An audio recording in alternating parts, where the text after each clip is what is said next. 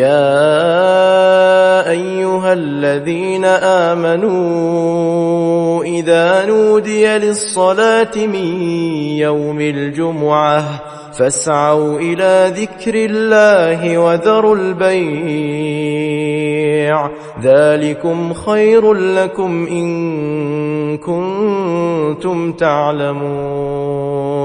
Enyi mlioamini, ikiadhiniwa sala siku ya Ijumaa, nendeni upesi kwenye dhikri ya Mwenyezi Mungu na wacheni biashara. Hayo ni bora kwenu lau kama mnajua.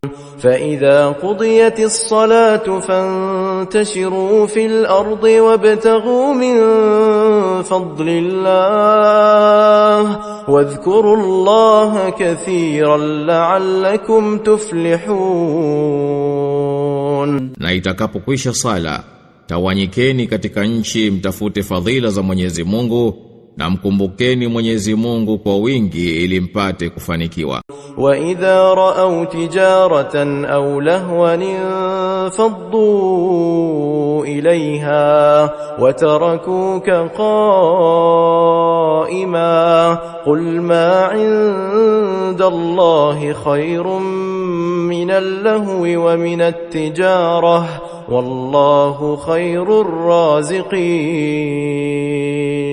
Na wanapoiona biashara au pumbao wanayakimbilia hayo na wakakuacha umesimama. Sema, yaliyoko kwa Mwenyezi Mungu ni bora kuliko pumbao na biashara, na Mwenyezi Mungu ni mbora wa watoa riziki.